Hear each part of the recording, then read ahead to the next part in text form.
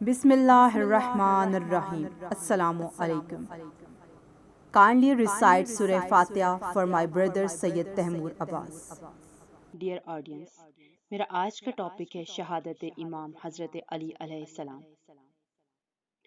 ادا ہونے کوہ کوفے میں وہ سجدہ، ادا ہونے کوہ کوفے میں وہ سجدہ، اختتام جس کا ہوگا اب کربلا میں۔ مولا علی علیہ السلام اپنی زندگی کے آخری ایام میں رمضان المبارک کے مہینے میں ہر رات کو اپنی کسی اولاد کے گھر افطار پر مہمان ہوا کرتے تھے۔ 18ویں شب کو سیدہ ام کلثوم کے گھر مہمان تھے۔ ام کلثوم علیہ السلام نے مولا علی علیہ السلام کے لیے دسترخوان بچھایا اور 2 روٹیاں، 1 گلاس دودھ اور تھوڑا سا نمک لے کر آئی تاکہ آپ علیہ السلام افطار فرما لیں۔ آپ علیہ السلام نے نماز کے بعد دسترخوان پر نظر ڈالی اور فرمایا، میری بیٹی، ایک دسترخوان پر تم نے 2 کھانے رکھے، کیا تمہیں معلوم نہیں کہ میں پیغمبر اکرم صلی اللہ علیہ وآلہ وسلم کی پیروی کرتا ہوں؟ اے میری بیٹی، جس کا لباس اور کھانا اس دنیا میں زیادہ اچھا ہوگا، قیامت کے دن اس کو خدا کے پاس زیادہ حساب دینا ہوگا۔ اے میری بیٹی، دنیا کے حلال میں حساب اور حرام میں عذاب ہوگا۔ آپ نے حکم دیا کہ ان دونوں کھانوں میں سے ایک کو اٹھا لو۔ شہزادی نے دودھ اٹھا لیا۔ آپ نے جو کی تھوڑی سی روٹی نمک کے ساتھ تناول فرمائی اور فرمایا، میں چاہتا ہوں کہ جب میں دنیا سے جاؤں تو میرا شکم خالی ہو۔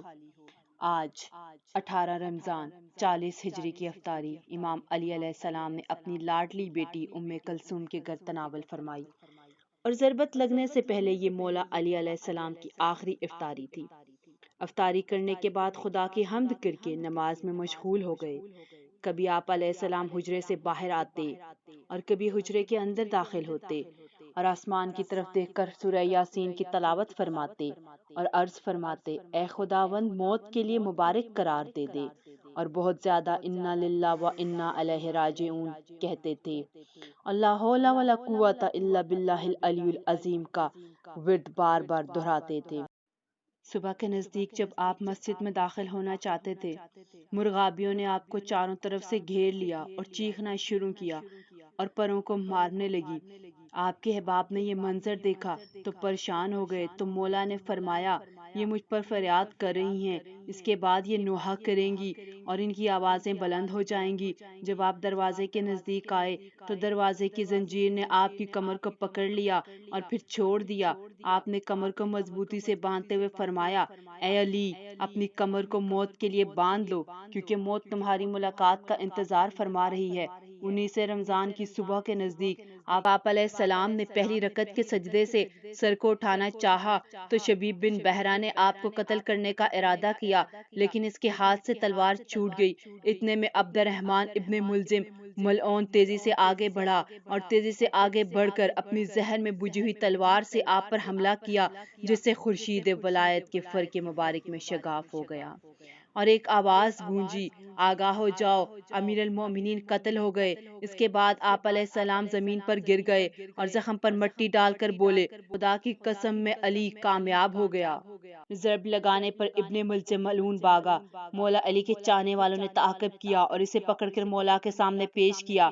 آپ علیہ السلام کو خون میں نہایا ہوا دیکھ کر اولاد اور اصحاب نے گریہ شروع کیا اور آپ کے چاہنے والوں میں سے کسی نے آپ کے لیے شہد کا شربت لایا۔ امام علی علیہ السلام نے جیسے ہی قاتل کی جانب دیکھا تو اس کے چہرے پہ موت کا خوف تھا، تو آپ علیہ السلام نے فرمایا، اے میرے عزیز، یہ شربت میرے قاتل کو پلا دو۔ اس وقت اس کا چہرہ بتا رہا ہے کہ اس کو اس شربت کی مجھ سے زیادہ ضرورت ہے، اور فرمایا، کوئی بھی میرے قاتل کے ساتھ بدسلوکی نہ کرنا۔ پھر آپ علیہ السلام نے فرمایا، اے حسن، نماز پڑھاؤ۔ پھر حسن علیہ السلام نے نماز پڑھائی۔ اس کے بعد مولا کے چاہنے والے مولا کے گرد جمع ہو گئے اور گریہ شروع کر دیا۔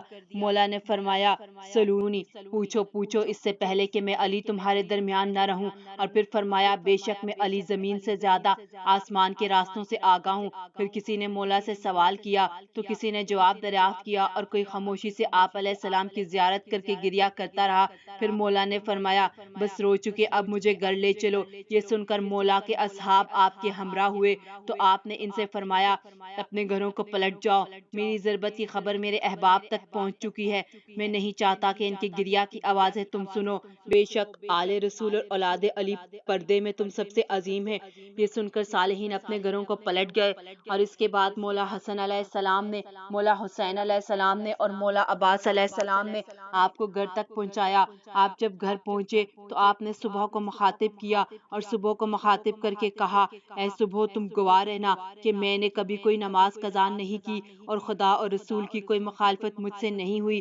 آپ علیہ السلام کو زخمی دیکھ کر تمام احباب آپ کے گرد جمع ہو گئے اور گریہ کرنے لگے تو آپ علیہ السلام نے سب کو مخاطب کر کر انہیں نصیحتیں اور وصیتیں کی۔ سب سے پہلے امام حسن علیہ السلام سے مخاطب ہوئے اور فرمایا اے میرے بیٹے حسن، میرے بعد میرے خاندان کے سربراہ آپ ہیں، میرے خاندان اور دیر رسول صلی اللہ علیہ وسلم کی نگہبانی آپ کے سپرد ہے، اور فرمایا اپنے نانا کے نقش قدم پر چلنا اور امن و امان قائم رکھنا اور امن و امان کو قائم رکھنے کی آخری حد تک کوشش کرنا، چاہے تمہیں اس کے لیے صلح ہی کیوں نہ کرنی پڑے، بے شک اللہ صلح کرنے والوں کو پسند فرماتا ہے۔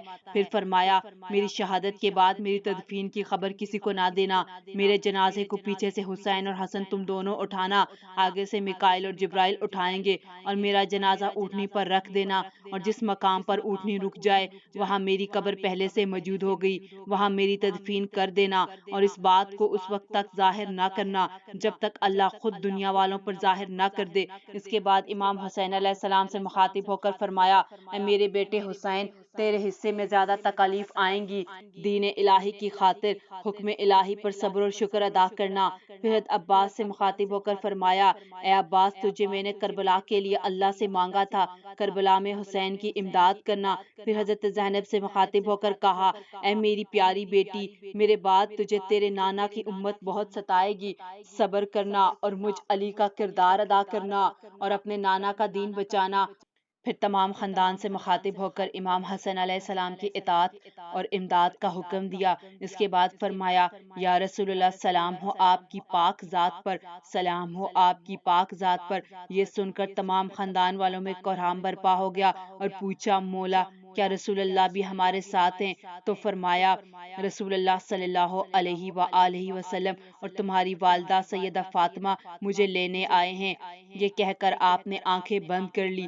بس 20 رمضان المبارک 40 ہجری مولا علی علیہ السلام اس فانی دنیا سے پردہ کر گئے، یوں حسنین علیہ السلام یتیم ہو گئے۔ آپ کی شہادت کے بعد آپ کی وصیت پر عمل کرتے ہوئے آپ کے جنازے کی خبر کسی کو نہ دی گئی۔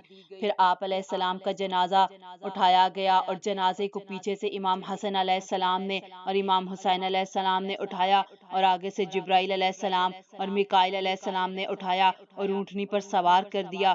کوفہ سے تھوڑا دور جا کر اونٹنی ایک مقام پر رک گئی، وہاں ایک پتھر تھا، اس پتھر کو اٹھایا تو اس کے نیچے پہلے سے ایک قبر بنی ہوئی تھی۔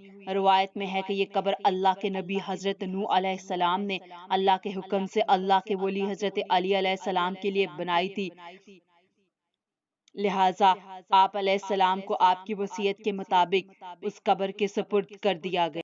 سلام ہو اللہ کے ولی حضرت علی ابن ابو طالب علیہ السلام پر۔ مولا علی علیہ السلام کی پاک ذات پر صلوات۔ اللہم صلی علی محمد و آل محمد۔